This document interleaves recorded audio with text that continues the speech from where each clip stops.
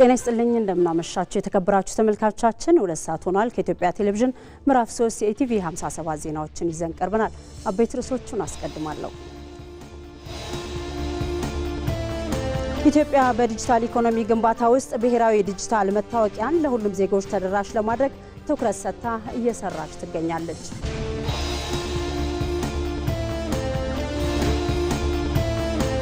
በኢትዮጵያ የዲጂታል ግብይት እያደገ መምጣቱ ዘርፈ ብዙ ኢኮኖሚያዊ ተጠቃሚዎችን እያስገኘ ይገኛል።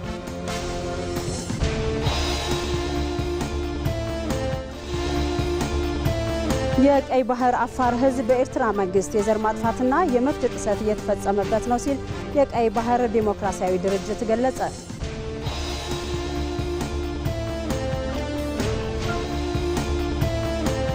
ታይዋን በታይቱንግ አቅራቢያ በርዕደ መሬት ተመታች።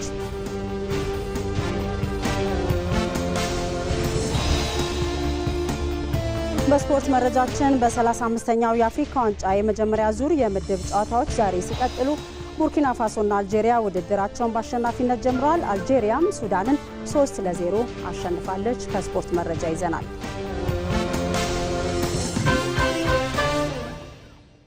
ተመልካቾቻችን የረቡዕ ምሽት የኢቲቪ 57 ዜናዎችን አልጋነሽ ተካ እየመራው ከእናንተ ጋር ቆይታ አደርጋለሁ። ተመልካቾቻችን የዛሬ የኢቲቪ 57 ዋና አጀንዳችን ፋይዳ ዲጂታል መታወቂያን ይመለከታል። በዚህ ጉዳይ ላይ ተጨማሪ ማብራሪያ እንዲሰጡን እዚህ ስቱዲዮ እንግዳ ጋብዘናል። እንግዳችን የብሔራዊ ዲጂታል መታወቂያ ፕሮግራም ዋና አስተባባሪ ዩዳሄ አርአያ ስላሴ ናቸው። ስለመጡ እናመሰግናለን። እንግዳችንን በኋላ ላይ ተመልሰን የምናገኛቸው ይሆናል። ከኢቲቪ 57 ዜናዎች ጋር አብራችሁን ቆዩ።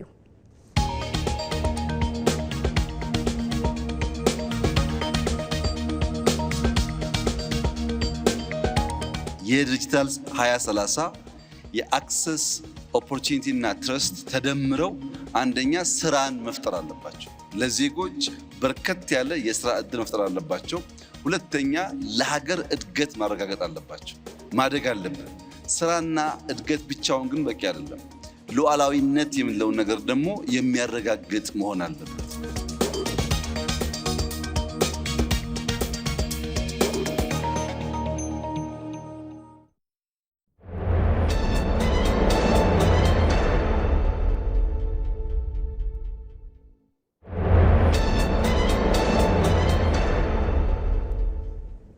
በአጀንዳ ዘገባ እንጀምራለን። ኢትዮጵያ በዲጂታል ኢኮኖሚ ግንባታ ውስጥ ብሔራዊ ዲጂታል መታወቂያን ለሁሉም ዜጎች ተደራሽ ለማድረግ ትኩረት ሰጥታ እየሰራች ትገኛለች። ፋይዳ በሚል መጠሪያ ተደራሽ እየሆነ የሚገኘው ብሔራዊ ዲጂታል መታወቂያው አንድ ሰው አንድ ነው በሚል መርህ ነው እየተተገበረ የሚገኘው። ይህ ደግሞ ሁሉም ዜጋ የመታወቅ መብቱን እንዲያረጋግጥ ከማገዝ ባለፈ ከሰነዶችና መሰል ጉዳዮች ጋር ያለውን ብልሹ አሰራርና ማጭበርበር መከላከልን የሚያስችል ነው። በዚህ ጉዳይ ላይ ባልደረባችን አቤል ሙልጌታ ተጨማሪ መረጃ አዘጋጅቷል። ተከታትለን እንመለስ። እባክዎ መታወቂያውን ያሳዩን። ይህ በተለያዩ አገልግሎት መስጫ ቦታዎች ላይ የሚቀርብ ጥያቄ ነው። ታዲያ በቀላሉ ተደራሽ የሚሆን መታወቂያ አሎት? እኔ፣ አንተ፣ አንቺ፣ እናንተ ሁላችንም መታወቂያ ማግኘት እንድንችል እድልን የፈጠረ ነው የኢትዮጵያ ብሔራዊ ዲጂታል መታወቂያ። መታወቂያ ማግኘት ሰብአዊ መብት ሲሆን ብሔራዊ ዲጂታል መታወቂያ ደግሞ ለሁሉም ዜጋ ያለምንም አድሎ ተደራሽ የሚሆንበትን አሰራርም ዘርግቷል። በዓለም የተለያዩ ሀገራት ብሔራዊ ዲጂታል መታወቂያን በተለያየ ስያሜ ተግባራዊ አድርገዋል። ለምሳሌ ያክል ህንድን ብንመለከት አድሃር የተሰኘ ብሔራዊ ዲጂታል መታወቂያን ለ1.3 ቢሊዮን ዜጎቿ ተደራሽም አድርጋለች። የአውሮፓ ህብረት አባል ሀገር የሆነችው ኢስቶኒያ ለ98 በመቶ የሚሆኑ ዜጎቿን ተደራሽ አድርጋ 99 በመቶ የሚሆነው አገልግሎቷም በዚሁ በብሔራዊ ዲጂታል መታወቂያ ነው ማግኘት የሚቻለው። በአፍሪካም እንደ ኬንያ፣ ጋና፣ ማላዊና ናይጄሪያ ባሉ ሀገራት ብሔራዊ ዲጂታል መታወቂያ ትግበራ ጅምር ስራዎችም አሉ። ኢትዮጵያ ከ2015 ጀምሮ ፋይዳ በሚል መጠሪያ የሰጠችውን ብሔራዊ ዲጂታል መታወቂያ ተግባራዊም እያደረገችም ትገኛለች።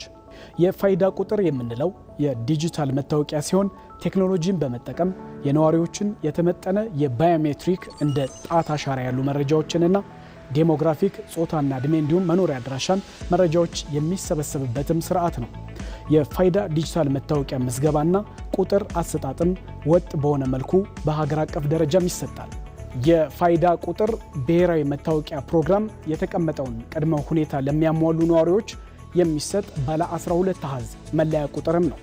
በተጨማሪም 16 ተያዘ ያለው ተለዋጭ ቁጥርንም ይዟል። ፋይዳ የሚለይበት ሌላኛው መንገድ ደግሞ ካርድ አለመሆኑ ነው። ፋይዳ ቁጥር ያለው ሰው መታወቂያ ያለው ማለት ነው። የፋይዳ መታወቂያን ማሳተም ወይም በካርድ መያዝም አስገዳጅም አይደለም። በኢትዮጵያም 40 በመቶ የሚሆኑ ኢትዮጵያውያን ምንም አይነት መታወቂያ እንደሌላቸው መረጃዎችም ይጠቁማሉ። እነዚህ ሰዎች ታዲያ ማንነታቸውን የሚገልጽ መታወቂያ ስለሌላቸው ከትምህርት፣ ጤና እንዲሁም ፋይናንስና ማንነትን ወይም መታወቂያን ከሚጠይቁ ሌሎች አገልግሎቶች ይገለላሉ ማለት ነው። ለመሆኑ ፋይዳ ዲጂታል መታወቂያ ለዜጎች ምን ያህል ያስፈልጋል? የፋይዳ ዲጂታል መታወቂያ በርካታ ጠቀሜታዎች አሉት። ከነዚህም መካከል የሚከተሉት ይገኙበታል። ማንኛውም ሰው የመታወቅ መብቱንም ያረጋግጣል። ተደራሽና እንዲሁም አካታች መሆኑም አንዱ መለያው ነው። የኢትዮጵያ ዲጂታል ኢኮኖሚ እውን በማድረግም የራሱን አስተዋጽኦም ያበረክታል። እንዲሁም ዜጎች ፍትሐዊ ተጠቃሚነትንም በማረጋገጥ በኩል አይነተኛ ሚናንም ይጫወታል። ፋይዳ ዲጂታል መታወቂያ ያለው የባንክ ሂሳብ ለመክፈት፣ ስራ ለማመልከት፣ የተማሪ መታወቂያዎችን ለማግኘት፣ የታክስ ከፋይ መለያ ቁጥር ወይም ደግሞ ቲን ነምበር ለማግኘት፣ ሰነዶችን ለማረጋገጥ፣ ስምምነቶችን ለመፈረም፣ ውክልና ለመስጠትና የንግድ ድርጅት ለማቋቋም እንዲሁም ሌሎች በርካታ አገልግሎቶችም ሊገኝበትም ይችላል። በርካታ ዜጎች የፋይዳ ዲጂታል መታወቂያ ከቀበሌ መታወቂያ ወይም ከፓስፖርት አሊያም ደግሞ ከመንጃ ፍቃድ በምን ይለያል? ምንስ የተለየ ፋይዳ አለው ሲሉ በተደጋጋሚ ይጠይቃሉ። የቀበሌ መታወቂያ፣ ፓስፖርት ወይም መንጃ ፍቃድ ለአንድ አገልግሎት ብቻ የሚውሉ ሲሆን በአንጻሩ ፋይዳ ግን ሁሉንም የመታወቂያ ስርዓት ያካተተ ነው። በተጨማሪ በቀላሉ የተቀላጠፈ አገልግሎትን ለማግኘት አይነተኛ ሚናንም ይጫወታል። የፋይዳ ዲጂታል መታወቂያን አገልግሎት ለማግኘት የሚጠይቁ መረጃዎች ምንድን ናቸው? አገልግሎቱን ለማግኘት ስም፣ ጾታ፣ ዜግነት፣ አሁናዊ አድራሻና የትውልድ ቀን ብቻ ይጠየቃሉ። በየትኛውም ዕድሜ የሚገኙ ሕፃናት ጀምሮ ፋይዳ መታወቂያን መውሰድም ይችላሉ። በህጋዊ መንገድ በኢትዮጵያ የሚኖሩ የውጭ ሀገር ዜጎችም ለፋይዳ መታወቂያ መመዝገብም ይችላሉ። ፋይዳ ከሌሎች መታወቂያዎች በምን ይለያል? ፋይዳ መታወቂያ በተለይም በዋነኛነት ከሌሎች መታወቂያዎች የሚለይበት በብሔራዊ ደረጃ ወጥነት ባለው መንገድ የሚሰጥ መሆኑ ነው። ምዝገባና ቁጥሩም አሰጣጡም እንደዚሁ ወጥ በሆነ መልኩ በአገር አቀፍ ደረጃ የሚሰጥም ነው። በዲጂታል መታወቂያ ስርዓትም የተሰበሰበ ማንኛውም የተመዝጋቢ ግላዊ መረጃ ያለ ተመዝጋቢው ፍቃድ ለሌሎች ሰዎች መግለጽ፣ ማስተላለፍም ሆነ እንዲለወጥ ማድረግ የተከለከለ መሆኑን በአዋጁም ተደንግጓል። ፋይዳ ዲጂታል መታወቂያ ትግበራ ያስገኘው ስኬት ለሌሎች የአፍሪካ ሀገራት ትምህርት የሰጠ መሆኑን ጠቅላይ ሚኒስትር አብይ አህመድ በዲጂታል ኢትዮጵያ 2030 ማስጀመሪያ መርሃ ግብር ላይ መናገራቸው የሚታወስ ነው። እስቲ መልእክታቸውን ተከታትለን እንመለስ። ፋይዳን ውሰድ። ፋይዳ ሲስተም 30 ሚሊዮን ሰው ደርሰናል አለ። 30 ሚሊዮን ማለት አፍሪካ ውስጥ ከግማሽ በላይ የአፍሪካ ሀገራት 30 ሚሊዮን ፖፑሌሽን የላቸው። በአፍሪካ ሀገራት ሳይ ብትወስድ ሙሉ 100% ፖፑሌሽኖቻቸውን በፋይዳ አስተሳስረዋል ማለት ነው። ፋይዳን ነዮዳይ ስለሰሩት ዛሬ ለዛምቢያ ማርኬት ለማቅረብ ለተለያዩ አፍሪካ ሀገር ለማቅረብ ድርድር ላይ ናቸው። ለምን? ቴክኖሎጂ ኦውን ስላደረገ። በፋይዳ በፔሜንት ሲስተም መሶብ በርካታ ሀገሮች እየጠየቁ ያሉበት ዋናው ምክንያት ምንድነው? አፍሪካ ውስጥ ጥቂት ሀገራት እኔም አንተም የምናውቃቸው ሀገራት ሲስተሞቻቸውን ከሌላ ዓለም አመተው ተጠቅመው እነዚያ ሀገራት ጋር እሰጣ ገባ ውስጥ ሲገቡ የፍርድ ቤት ሲስተም የተዘጋበት ሀገር አለ፣ የፔሜንት ሲስተም የተዘጋበት ሀገር አለ፣ የሜዲካል ሲስተም የተዘጋበት ሀገር አለ። ከውጭ ስናመጣ ሲስተሙን በርቀት ይዘጉብንና እንቅስቃሴ ስለሚያግቱን አፍሪካ ውስጥ አቅም ካለ የአፍሪካን አቅም መጠቀም ይሻላል የሚል እሳቤ አሁን በጣም በርካታ ሀገራት ውስጥ እየተፈጠረ ነው ያለው። ተመልካቾቻችን እዚህ ጉዳይ ላይ ቆይታ እናደርጋለን። በዚህ ጉዳይ ላይ ተጨማሪ ማብራሪያ ሊሰጡን የብሔራዊ መታወቂያ ፕሮግራም ዋና አስተባባሪ አቶ ይዳሄ አራስላሴ ስቱዲዮ ተገኝተዋል። ስለመጡ እናመሰግናለን አቶ ይዳሄ። መልካም። ለዲጂታል ኢትዮጵያ 2030 ስትራቴጂ መሳካት ፋይዳ ዲጂታል መታወቂያ ወሳኝ እንደሆነ ይገለጻልና እስቲ ከስትራቴጂው አንጻር ፋይዳ ምን ያህል ወሳኝ ነው ይላሉ ለ2030 ስኬት?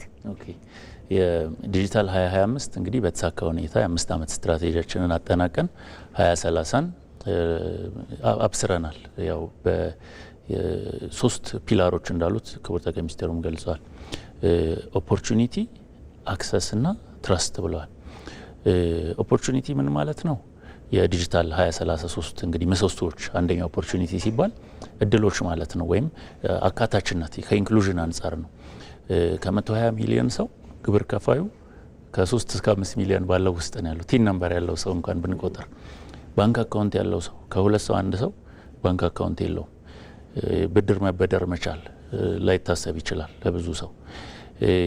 ይህ እንግዲህ ዝም ብሎ ፋይናንስ ባንክ እንደ 2-3 እንደ ምሳሌ ጠቀስኩ እንጂ ኢንክሉዥን ወይም አካታችነት ጋር ስንመጣ ከከተማ ወጣ ብለን ትንሽ ካየ ነው አብዛኛው ህዝብ ያለበት ቦታ ሄደን ካየን የፎርማል ወይም የፎርማል ኢኮኖሚው አካል ያልሆነ ብዙ ሰው አለ። ሶ የዲጂታል 2030 ሀሳብ ዲጂታል ኢኮኖሚ ካለን በጥቂት ሰዎች ከተማ በሚኖሩ በጥቂት ባለሀብት በጥቂት ኢንቨስተር ላይ የተንጠለጠለ ዲጂታል ኢኮኖሚ የለም። ዲጂታል ኢኮኖሚ ስንል ጉሊት የምትሸጠው ሴት መበደር ስትችል፣ እታች ሎ ኢንካም የምንላቸው የጎጆ ኢንዱስትሪ ጥቃቅና አነስተኛ ቢዝነሶች እነሱ በቀላሉ ቢዝነሳቸውን ማሳደግ ሲችሉ፣ ገበሬው በቀላሉ ተበድሮ ለግብአት ለግብርና ግብአት ማቅረብ ሲችል፣ ለማዳበሪያ በቀላሉ አክሰስ ማድረግ ሲችል፣ ዛሬ ያመረተውን በሚቀጥለው ዓመት አቅዶ እጥፍ ለማምረት የሚያስፈልገውን ነገር ማሟላት ሲችል ነው። ሶ የዲጂታል ኢኮኖሚ የዲጂታል 2030 እቅዳችን ኦፖርቹኒቲ ስንል ይሄ በገፍ በቃታች ያለውን ተረስቶ የነበረውን ኢኮኖሚ ላይ ያልተጠቀለለውን ህዝብ ወደ ፎርማል ማምጣት ነው ማለት ነው። ከኦፖርቹኒቲ አንጻር ከአክሰስ አንጻር ከተማም ውስጥ ሆነን በቀላሉ ወረዳ አገልግሎቴን ስልኬ ላይ ማግኘት መቻል አክሰስ ምቹ መሆኑ ማለት ነው። ውል ለመዋል በዚህ መጨረስ መቻሌ፣ የተለያዩ የመንግስት አገልግሎት የታክስ ክሊራንስ የግብር ከፋይ የፍትህ አገልግሎቴን እዚህ ላይ ማግኘት መቻሌ አክሰስ ጋር የአክሰስ ሀሳብ ነው። የሶስተኛው ደግሞ ትረስት ነው። ትረስት ደግሞ ሰው ሳላየው በስልኬ በኩል በዲጂታል በኩል መንግስት እኔን ካመነኝ እርስ በርስ የምቀያየራቸው ትራንዛክት ማድረገው የተለያየ መስተጋብር ጋር አብሮኝ የሚሰራ አካል እኔን ካመነኝ እሱን ካመንኩት ትረስት ነው ማለት ነው። ሶስቱም ጋር ሚና ይጫወታል ፋይዳ። ሶስቱም ምሰሶዎች ላይ ኦፖርቹኒቲ ሰው ከዚህ በፊት ሰነድ ያልነበረው ሰነድ እንዲኖረው ያስችላል። አክሰስ በዚህ በኩል ያለውን ከትረስትና አክሰስ የተያዙ ስለሆኑ ትረስትና አክሰስን ደግሞ በአካል በፌስ አይዲ በአካል በፊት እንደሄድ የሚያስገድዱኝን ነገሮች በዚህ በባዮሜትሪክስ በአሻራ በፊት በኦቲፒ አክሰስ እንድናደርግ ያግዘናል ማለት ነው። ሙስናና ማጭበርበርንም ይከላከላል ይል ነበር የባልደረባችን አቤልና። ብሔራዊ ዲጂታል መታወቂያን ለሁሉም ዜጎች ለማድረስ በቀጣይ ምን ስራዎች አቅዳቸዋል? እስካሁን ሲገለጽ እንደነበረው በቀደም የ2030 ዲጂታል ስትራቴጂ ማብሰሪያም ላይ ወደ 30 ሚሊዮን ሰዎች ናቸው ይህንን የፋይዳ መታወቂያ ያገኙትና በቀጣይ ይህንን ለማዳረስ ለሁሉም ዜጋ ምን ታቅዷል? በተለይ ደግሞ የገጠሩ ማህበረሰብ ቀደም ሲል እርሶም ሲገልጹት ነበርና ተደራሽ ለማድረግ እቅዱንስ እንዴት ነው ኦን ማድረግ የሚቻለው? በእናንተ በኩል ዝግጁነቱ ምን ይመስላል? ያው ፋይዳ ከ100% እቅዶች ተብለው ከተለዩ 5 ትላልቅ እቅዶች ውስጥ መሀል አንደኛው ነው። ስለዚህ እከሌ በእድሜው ስለማይፈቅድ እከሌ የገቢ መጠኑ ስለማይፈቅድ እከሌ ጾታው ስለማይፈቅድ ወይም ያለበት አካባቢ ሩቅ ስለሆነ ምናምን የሚባል የሚወጣ ሰው የለም ማለት ነው። ለህፃናትም ቅድም መግቢያውም ላይ እንደተባለው በየትኛውም እድሜ ክልል ላይ ላሉት በየትኛውም የገቢ ሁኔታ እከሌ ቋሚ አድራሻ የለውም ስለዚህ ሰነድ አይገባውም የሚባል ሰው መኖር የለበትም። እንደ ሰብአዊ መብት ከዜጎች መብትም አልፎ እንደ ሰብአዊ መብት የሚቆጠር ነገር ነው። እዚህ 100% ግቦችም ውስጥ ተጠቃሏል። 100% ግቦች ውስጥ ሲገባ አንደኛው የአካታችነት ነው። ሁለተኛው ግን ኢኮኖሚው ስለሚፈልገው ነው።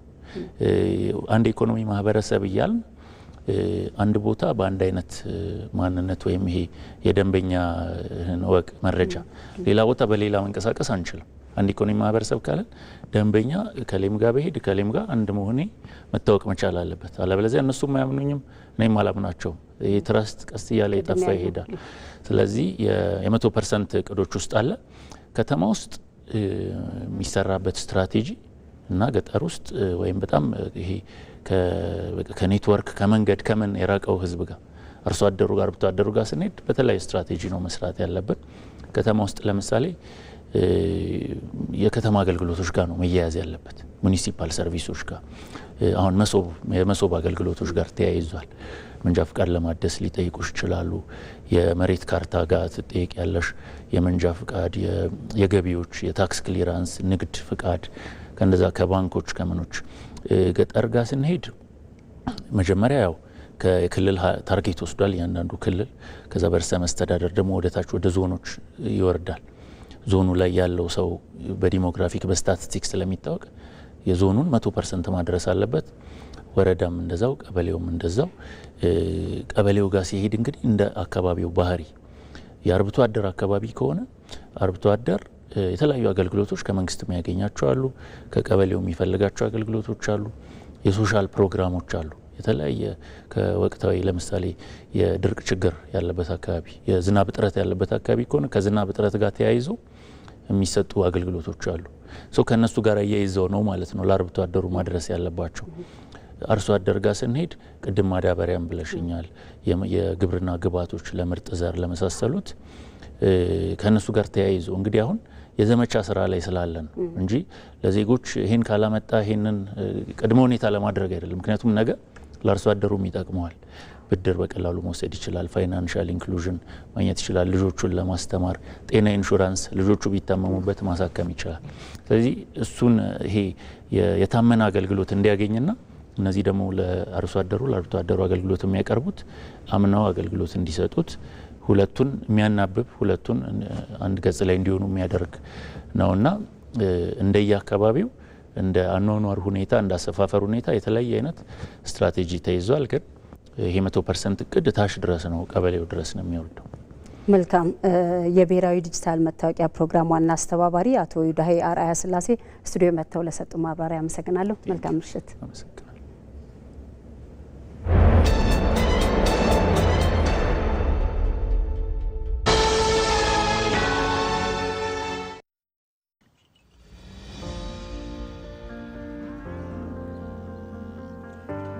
እንዴት ዋላችሁ? መስገን ምን ነው ቀዘቀዝ? ትንሽ አዝመራ ዘር አነሳለብኝና ምን እናግዝ ታዲያ? እኔም አርሽ የምመልሰው የእህል ዘር ብድር ባገኝ ብዬ ስንከራተት ነው ያልኩኝ። እስከ መቼ የእህል ዘር በብድር ይሞላል ብለን? ምን ላርግ ታዲያ?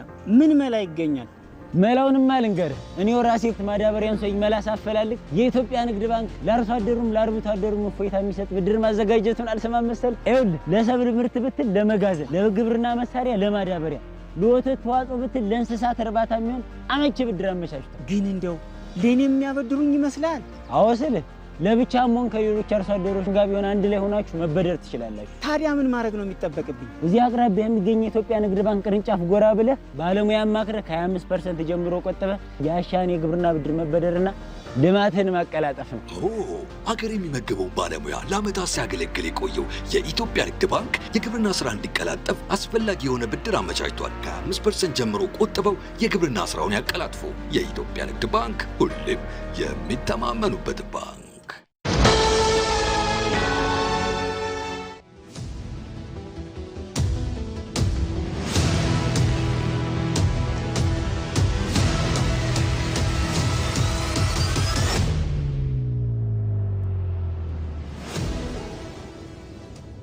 ዜናዎቻችን ይቀጥላሉ። የቀይ ባህር አፋር ሕዝብ በኤርትራ መንግስት የዘር ማጥፋትና የመብት ጥሰት እየተፈጸመበት ነው ሲል የቀይ ባህር ዴሞክራሲያዊ ድርጅት ገለጸ።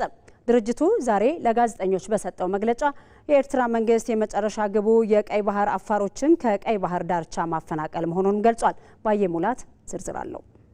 በኤርትራው መንግስት አንድ ልብ አንድ ህዝብ አምባገነናዊ የአገዛዝ መርህ ማንነታችን እየጠፋ ከመኖሪያችን እየተፈናቀልን ነው ሲል ይከሳል የቀይ ባህር አፋር ዲሞክራሲያዊ ድርጅት። ድርጅቱ ዛሬ በሰጠው ጋዜጣዊ መግለጫ በኤርትራ ደናክል በሚኖሩ የቀይ ባህር አፋሮች መንግስት መር የመብት ጥሰት እየተፈጸመባቸው እንደሆነ ገልጿል። በተለይም ከ1993 ዓ.ም ጀምሮ በደናክል አካባቢ የሚኖሩ የቀይ ባህር አፋሮች ላይ ከህግና ከፍርድ ውጭ ግድያን ጨምሮ ዘር ተኮር ጥቃት እየተፈጸመባቸው መሆኑን የድርጅቱ ሊቀመንበር ኢብራሂም ሃሩን ተናግረዋል። እኛ ለብዙ ዓመታት ከነበርንበት መሬት እየጠፋን በኃይል እየተሰደድ እስራት ያለ ፍርድ ገደብ የሌለው ወታደራዊ ግዳጅ፣ ሴቶችን መድፈር፣ ባህር መጥፋት፣ የኢኮኖሚ ማዕቀብ፣ ባህር ላይ ደግሞ እንደፈለገ እንዳይሰሩ ሰው ወጥቶ እንዳይገባ ሆን ብሎ ከ1993 ጀምሮ እየደረሰብን ያለው የዘር ማጥፋት ዘመቻ ለማቀለጥ ነው። የኤርትራ መንግስት በሚፈጽመው የግዳጅ ወታደራዊ ምልመላ ወጣቶች በወጡበት እንዲቀሩ ከ300 ሺህ በላይ አረጋውያንና ህጻናትም እንዲሰደዱ ማድረጉን የጠቀሱት ሊቀመንበሩ የመጨረሻ ግቡ የቀይ ባህር አፋሮችን ከቀይ ባህር ዳርቻ ማፈናቀል መሆኑንም ገልጸዋል። ወጣት ሽማግሌም ሴትም ሁሉ እየሄደ ነው ያለው። አገር ለቆ ምክንያቱ የሻዕቢያ ስትራቴጂ ቀይ ባህር አፋር ካለበት ከባህር ዳርቻ እንዲፈጥር በኃይል ለቆ እንደሄድ ነው ዋናው። ቀይ ባህር አፋር ተሰዶ መሬቱ እና ባህሩ ለማስቀረት ነው ዋናው የሻዕቢያ ስትራቴጂ። ስለዚህ ሆን ብሎ ነው ወጣትም ይሄዳል፣ ሴትም ትደፍራለች። የመንግስት ስራ የለም ምንም። እዛ በተለይ በዳንካላ ውስጥ ምንም አይነት የልማት አውታር የለም። መስጊዶችን በመዝጋትና የቁርአን ትምህርትን በማገድ የቀይ ባህር አፋር ህዝብን ባህልና ማንነት በማጥፋት ላይ መሆኑንም ተናግረዋል። እነዚህን ወንጀሎቹን የሚያጋልጡ ማስረጃዎችን በማሰባሰብ የኤርትራ መንግስት በኤርትራ አፋሮች ላይ እያደረሰ ያለውን የሰብአዊ መብት ጥሰት የተመለከተ ክስ ለአፍሪካ የሰብአዊና ህዝባዊ መብቶች ኮሚሽን ማቅረቡን፣ ኮሚሽኑም የኤርትራ መንግስት ምላሽ እንዲሰጥ መጠየቁን አብራርተዋል። የአፍሪካ ሰብአዊና ህዝቦች ኮሚሽን ላይ ያቀረበው ክሱ 122 ፔጅ ነው። ሻዕቢያ በእኛ ላይ ያካሄደ ያለው ዘር ማጥፋት ዘመቻ ሁሉም የሚገልጽ ነው ሪፖርቱ። ስለዚህ ጁን 4 ላይ አስገብተን ነበር 2025 ያንን ደግሞ ያስገባነው ክሱ ተቀባይነት አግኝቶ በ60 ቀን ውስጥ የኤርትራ መንግስት ስለዚህ ክስ መልስ እንዲሰጥ ወደዛ ተልኳል። የተባበሩት መንግስታት ድርጅት፣ የአፍሪካ ህብረትና ሌላውም ዓለም አቀፍ ማህበረሰብ የኤርትራ መንግስት በአፋሮች ላይ እየፈጸመ ያለውን የሰብአዊ መብት ጥሰት ትኩረት ሰጥቶት ምርመራ እንዲያደርግ፣ ህጋዊ እርምጃ እንዲወስድም የቀይ ባህር አፋር ዲሞክራሲያዊ ድርጅት ጠይቋል። ሰውን ያስቀደመ በጎነት የሚገለጥበት ነገን የተሻለ ማድረግን ያለመ ተግባር የነገው የአዲስ ቀን የዜና መሰናዶ የአጀንዳ ጉዳያችን ነው። የበጎ ፈቃድ አገልግሎት አብሮነትንና መደጋገፍን በማጠናከር ለሀገር ግንባታ አጋዥ መሆኑ ይታመናል። የአቅመ ደካሞችን ቤት ማደስ፣ ለተማሪዎች የመማሪያ ቁሳቁስ ድጋፍ የመሳሰሉ ሰው ተኮር ተግባራት አብሮነትንና መደጋገፍን በማጠናከር ለሀገር ግንባታ አጋዥ መሆናቸው አያጠያይቅም። እነዚህ ስራዎች በመንግስት አቅም ብቻ የሚከወኑ ባለመሆናቸው በአዲስ አበባና በክልሎች የበጎ ፈቃድ ስራዎች የሚሊዮኖችን ህይወት የቀየሩ መሆናቸው ትልቅ ትርጉም ያለው ነው። ኢቲቪ በነገው የአዲስ ቀን መሰናዶ የመደመር መንግስት የትብብር ሞዴልና የሰብአዊነት ተግባራት መገለጫዎቹ እንዴት ይታያሉ? የተሰሩ እነዚህ ሰው ተኮር ተግባራትስ ምን ያህል መጠናከር አለባቸው? የሚለውን ጉዳይ አጀንዳ አድርጎ እያነሳ ቆይታ ያደርጋል። ከ1 ሰዓት እስከ 3 ሰዓት በሚኖረው ቆይታ እንግዶችን በዚህ ጉዳይ ላይ ጋብዘን ተጨማሪ ዘገባዎችን ይዘን እንጠብቃችኋለን።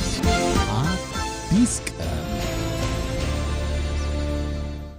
ዜናዎቻችን ቀጥሏል።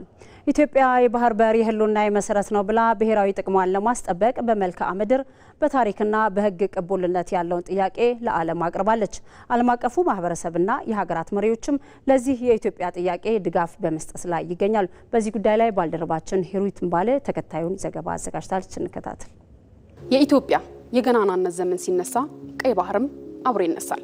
የራሷ የባህር በር የነበራት ኢትዮጵያ በዓለም የንግድ እንቅስቃሴ ያለ ገደብ የምትገበያይ ጠንካራ የባህር ኃይል ባለቤትም ነበረች። የዛሬ 3 አስርት ዓመታት ግን ኢትዮጵያ ከባህር በር የመነጠል ሴራ በባዕዳንና ለነሱ በተገዙ ባንዳዎች ተፈጸመ። የአሁኑ ትውልድ ግን የሀገሩን የባህር በር ባለቤትነት ጥያቄ ከተዳፈነበት ነፍስ እንዲዘራ አደረገ። እስኪ ይህን ጉዳይ በስፋት እንመልከት።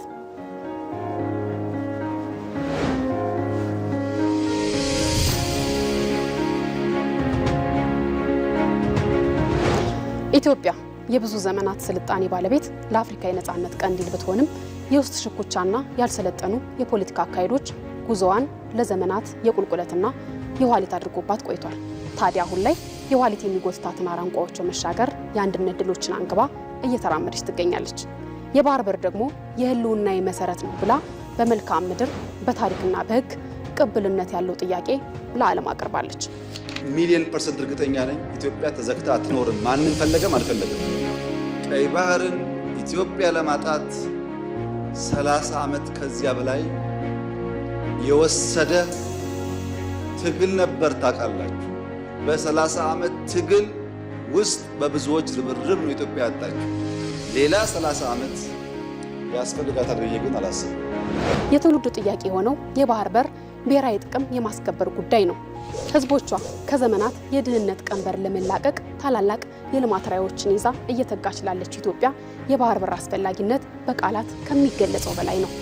ኢትዮጵያ ኢንዱስትሪያላይዝድ ብትሆንና ብታድግ ልክ ደቡብ አፍሪካ ለደቡባዊ የአፍሪካ ሀገሮች የኢኮኖሚ ማዕከልና የሌበር የኢምፕሎይመንት ምንጭ እንደሆነችው የሥራ ምንጭ እንደሆነችው ሁሉ ኢትዮጵያም ለነዚህ ሀገሮች የሥራ ምንጭ መሆን ትችላለች። በጋራ መጠቀም የምንችልበት ፖቴንሻል በጣም ከፍተኛ ነው። ኢትዮጵያ የባህር በር ወደብ ብታገኝ ወይም የራሷን ሶቨሬን የሆነ ወደብ ብታገኝ የምንጠቀመው ሁላችንም ነው ለመናገር ማለቴ ሌሎች ሀገሮችም ይሄንን በመተባበር በኮኦፐሬሽን ይሰራሉ። በዓለም ላይ የባህር በር ከሌላቸው ሀገራት የኢትዮጵያን ያክል 130 ሚሊዮን የህዝብ ቁጥር ያለው የለም። ኢኮኖሚዋ የህዝብ ቁጥሯ በፍጥነት እያደገ ላለው ኢትዮጵያ የባህር በር አስፈላጊነት ሳይታለም የተፈታ ገሃድ ሀቅ ነው። የዓለም አቀፍና የሀገራት መሪዎችም ለዚህ የኢትዮጵያ ጥያቄ ድጋፍ እየሰጡ የሚገኙትም ለዚህ ነው። ጠቅላይ ሚኒስትሩ የገለጹት የባህር በር መኖር አስፈላጊነትና ለዚህም ነገሮችን ማመቻቸት አስፈላጊ ጥያቄ ነው። እናም ፈረንሳይ ባላት አቅም የምትችለው ሚና ትወጣለች። በምን አይነት መንገድ ይሁን ለሚለው በንግግር በውይይትና ኃላፊነት በሚሰማው ዓለም አቀፍ ሕጎችን ባከበረ መልኩ እንዲሆን በተለይም ጎረቤት ሀገራትን ባከበረ መልኩ የሚሳካበትን መንገድ በማመቻቸት ለኢትዮጵያና ለቀጠናው የሚበጅ እንዲሆን ፈረንሳይ እገዛ ታደርጋለች። የኢትዮጵያ የባህር በር ጥያቄ ምላሽ ማግኘት የአሁኗን ብቻ ሳይሆን የመጪውን ዘመን ኢትዮጵያ ሁኔታም የሚበይን ነው። ይህን የብሔራዊ ጥቅም ማስጠበቂያ ትልቅ አጀንዳ ከዳር እንዲደርስም ውስጣዊና የውጫዊ ጫናዎችን ለመሻገር እንደ ሀገር ሁለንተና አቅምን ማጠናከርና የጋራ ዓላማ ሊኖር እንደሚገባ ሀገር ወዳድ ኢትዮጵያውያን ሁሉ የሚስማሙበት ጉዳይ ነው። የኢትዮጵያ አደጋ ስጋት አመራር ኮሚሽን በትግራይ ክልል ሰሜን ምዕራብ ዞን አስገደ ወረዳ ህጻጽ ጊዜያዊ መጠለያ ጣቢያ የሚገኙ ተፈናቃዮች የሰብአዊ ድጋፍ አቅርቦትን በተመለከተ መግለጫ ሰጥቷል። ኮሚሽኑ ለኢቢሲ በላከው መግለጫ እንዳለው መንግስት በጊዜያዊ መጠለያ ጣቢያ የሚገኙ ዜጎቻችንን የቅድሚያ ትኩረት በማድረግ የምግብ ሰብአዊ ድጋፍ እያቀረበ ይገኛል። ሆኖም በተለያዩ ማህበራዊ ሚዲያዎች የሚሰራጨው ዘገባ በህጻጽ ጊዜያዊ መጠለያ ጣቢያ የሚገኙ ዜጎቻችንን ሰብአዊ ድጋፍ እንዳልተደረሳቸው የሚገልጽ የተሳሳተና የመጠለያ ጣቢያውን አጠቃላይ ሁኔታ እንደማይገልጽ ኮሚሽኑ አስታውቋል። የሰብአዊ ድጋፉን በሚመለከት በመደበኛነት ዓመቱን በሙሉ ድጋፍ ለሚያስፈልጋቸው የምግብ ስርጭት ሳይቆራረጥ እየተከናወነ መሆኑንም ነው ኮሚሽኑ ያስታወቀው። በህጻጽ ጊዜያዊ መጠለያ ጣቢያ የሚገኙ ዜጎቻችን ዓመቱን ሙሉ ተመሳሳይ ድጋፍ ሲደረግላቸው የነበረ ሲሆን ከመስከረም 2018 እስከ ታህሳስ ወር 2018 ዓ.ም ድረስ የተሟላና ያልተቆራረጠ የምግብ ሰብአዊ ድጋፍ እየተደረገላቸው መሆኑን መረጃዎቻችን ያሳያሉ ብሏል ኮሚሽኑ። በአስገደ ወረዳ ህጻጽ ጊዜያዊ መጠለያ ጣቢያ ባለፉት 4 ወራት የተደረገውን ድጋፍ በቁጥር ለመግለጽ ለ14413 ዜጎች ድጋፍ ሲደረግ ቆይቷል ብሏል። በተጨማሪም በአጎራባች መጠለያ ጣቢያ የሚገኙ ዜጎችን ጨምሮ በመስከረም 16775 በጥቅምት 18290 በህዳር 17813 እንዲሁም በታህሳስ ወር ለ14413 ዜጎች አስፈላጊ የምግብ ድጋፍ መስጠቱን በዝርዝር አስቀምጧል ኮሚሽኑ። በዚህም በድምሩ 11406 ኩንታል ምግብ፣ ስንዴ፣ ማሽላ፣ ጥራጥሬና የምግብ ዘይት ባለፉት 4 ወራት እንዲደርሳቸው ተደርጎ ድጋፉ በገንዘብ ሲተመንም ከ257 ሚሊዮን ብር በላይ እንደሚሆን ነው የገለጸው ኮሚሽኑ። በሌላ በኩል በክልሉ ጊዜያዊ አስተዳደር የተለያዩ የሰብአዊ ድጋፍ ችግሮች መኖራቸውንና ተጨማሪ የፌዴራል ድጋፍ እንደሚያስፈልግ ቢጠየቅ ኖሮ በኮሚሽናችን በኩል አስፈላጊውን ድጋፍ ለመፈጸም የሚያስችል ዝግጁነት ያለን መሆኑን ለመግለጽ እንወዳለን ሲል በመግለጫው አስታውቋል። ከላይ የተገለጸው እንደተጠበቀ ሆኖ ለተፈናቃይ ማህበረሰብ የሚላከው ድጋፍ ለታለመለት ዓላማ ብቻ መዋሉን የማረጋገጥና ክፍተቶች ቢኖሩም እንዲሟላ የማድረግ ኃላፊነት የክልሉና የአካባቢው ጊዜያዊ አስተዳደር መሆኑን ለማሳሰብ እንወዳለን ብሏል ኮሚሽኑ።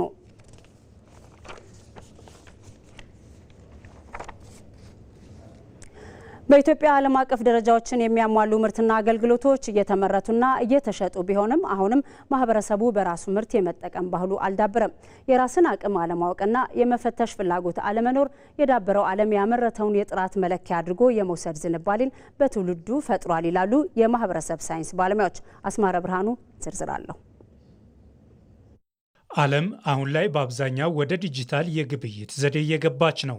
ኢትዮጵያም የዲጂታል ግብይትን ለማስፋት ባለፉት የለውጥ ዓመታት ተግባራዊ በተደረገው ዲጂታል ኢትዮጵያ 2025 እና በይፋ በጀመረው የዲጂታል ስትራቴጂ 2030 በትኩረት እየሰራች ትገኛለች።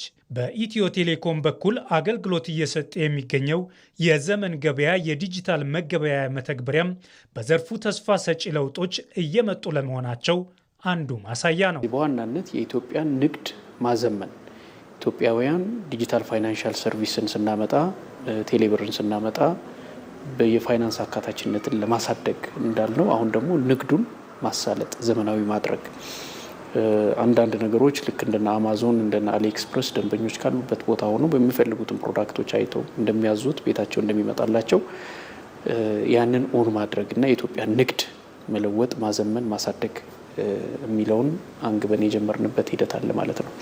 እሱም ብቻ ሳይሆን ደግሞ ያው የተለያዩ የስራ እድል ፈጠራንም ማምጣት ዘመን ገበያን ስናመጣው ለምሳሌ ቤታቸው ሆነው መስራት የሚፈልጉ አቅም ያላቸው ቤት ተከራይተው መስራት የማይችሉ ትልልቁን ነጋዴ ብቻ ሳይሆን ትንንሾቹም ነጋዴዎች አቅም የሌለውን ቨርቹዋል ስቶር ከፍቶ ቴሌብር ሱፐር አፓችን ከ9 ሚሊዮን በላይ ደንበኞች አሉት። ስለዚህ የብዙ ደንበኞች እጅ ውስጥ መግባት እንዲችሉ ደንበኞች ነጋዴዎች ማድረግ ሸማቹም የሚፈልገውን ነገር ካለበት ቦታ ሆኖ ማየት እንዲችል በኢትዮጵያ የዲጂታል ግብይቱ እያደገ እንዲመጣ የዲጂታል ኢትዮጵያ 2025 ጉልህ ሚና መጫወቱን የገለጹት የንግድና ቀጠናዊ ትስስር ሚኒስትር ዴኤታው ይድነቃቸው ወርቁ ዲጂታል 2030 ግቡን እንዲመታም አስተዋጽኦ ይኖረዋል ብለዋል። ኢኮሜርስ እንግዲህ ጠቅለል አድርገን ስናየው አጠቃላይ በኦንላይን የሚደረጉ ግብይቶችን በዌብሳይት ሊሆን ይችላል፣ በአፕሊኬሽን ሊሆን ይችላል። በአጠቃላይ ኦንላይን የሚደረጉ ግብይቶችን የሚወክል ቃል ነው። እንግዲህ ዲጂታል የትልቁ የዲጂታል ኢኮኖሚ አካል ሲሆን እንግዲህ አገራት በተለየ መልኩ ኮምፔት እያደረጉ ለምሳሌ ቻይና በዚህ ዓመት ከ46 ትሪሊየን በላይ በዚህ ዘርፍ ለማግኘት ችላለች።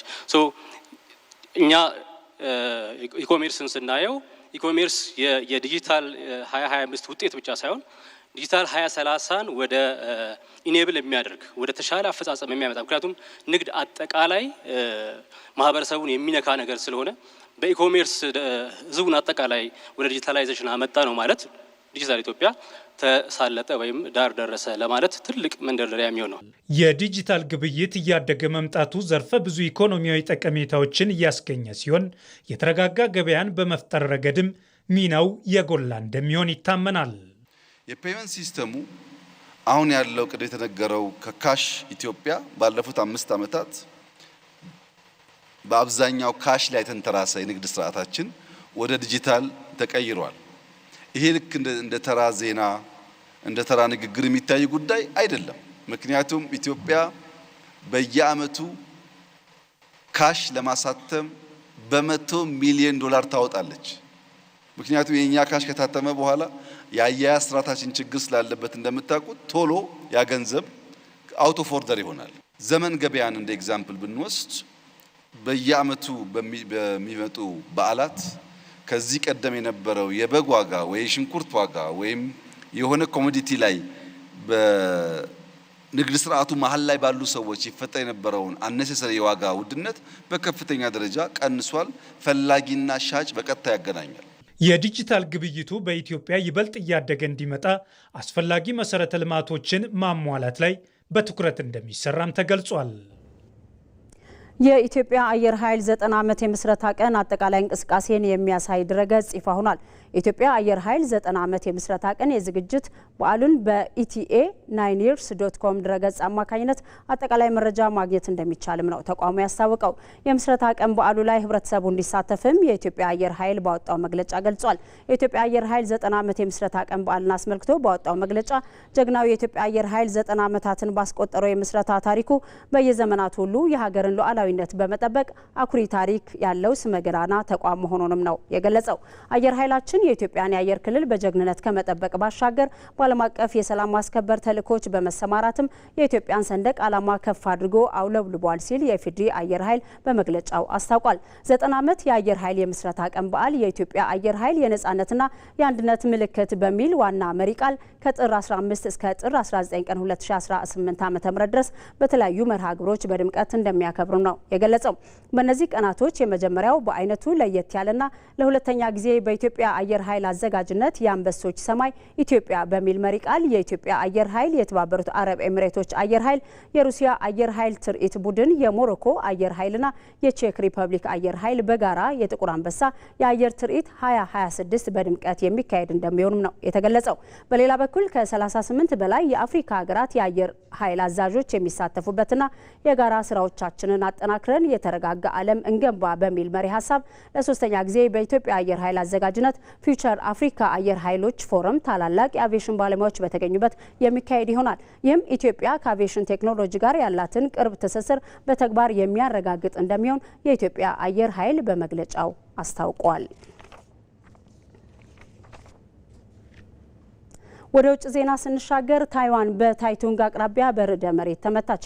የአሜሪካ የጂኦሎጂካል ሰርቬይ የመሬት መንቀጥቀጡ ከሰሜን እስከ ታይፔ ድረስ ያሉ ህንፃዎችን ያንቀጠቀጠ ቢሆንም እስካሁን ስላደረሰው ጉዳት የተዘገበ ነገር አለመኖሩን የሀገሪቱ ባለስልጣናት ገልጿል። የአሜሪካ የጂኦሎጂካል ሰርቬይ ታይዋን የምትገኝበት ቦታ በዓለም ላይ በተደጋጋሚ የመሬት መንቀጥቀጥ የሚያጠቃው ቀጠና ነው ሲልም ነው ያስቀመጠው።